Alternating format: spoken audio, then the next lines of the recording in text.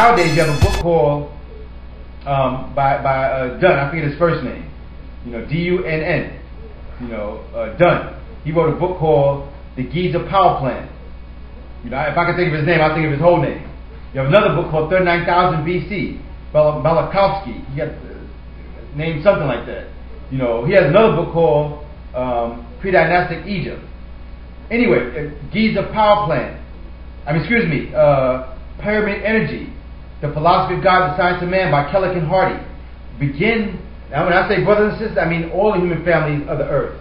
Begin to look this up. But you have to understand, those of us who went through slavery, Selassie said, before building the Ethiopian World Federation, that the so-called American Negro, which includes our Hispanic brothers, the Paulus of Puerto Ricans, Mexicans, Dominicans, our Haitians, West Indians, Jamaicans, all that's part of the Americas, right? So all throughout the Americas, especially the so-called American Negro, we went through this sleep, this deep sleep, which was foretold that we go through 400 years, and then a great nation would come out after that, the nation of Israel, of science, laws, and mathematics.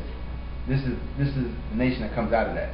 But these pyramids on the planet Earth, they generate energy. The Hotep, where some people greet each other, that means pray, Yahotep, Yahotep.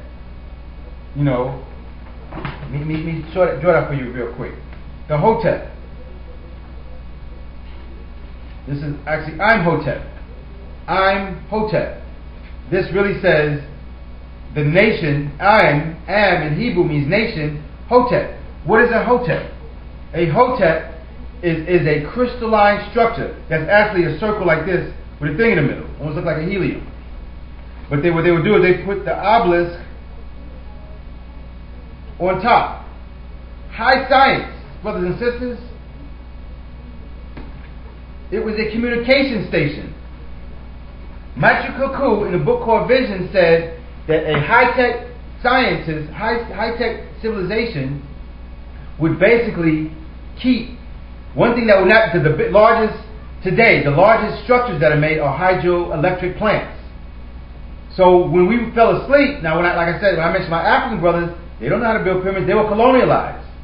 The Europeans obviously rule the world today, especially the 10% of them, the rich slave makers of the poor. And in general scientists, Einstein, and so on and so forth. Einstein was on something. It was called the Einstein-Rosen bridge, with wormholes or rabbit holes and black holes. If you go back and watch the movie Deja Vu, they talk about it. If you go back and watch Contact with Jodie Foster, they talk about it. We obviously know Stargate. Remember when he came to a Stargate, he was babbling. The word babble means gate or Stargate.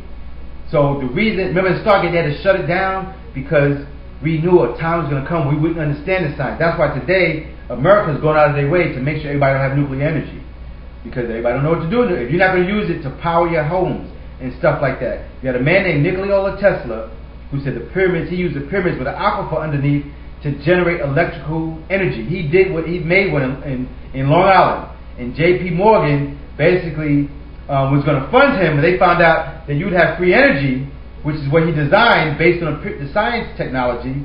They shut him down and said, we can't make money, so they went to the dirty, what we're fighting over today, dirty gas and combustible energy. And we're fighting over it and killing each other over that kind of stuff today.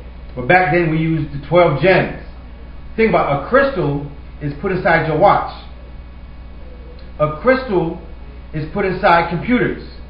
But a crystal is a baby knowledge of a diamond or an emerald. Those are harder. So why do we have 12 gems on a breastplate? To open up the Ark of the Covenant. In the Pyramid Energy book, it talks about how the Ark of the Covenant was put inside the Great Pyramid to do what? What were mummies made for?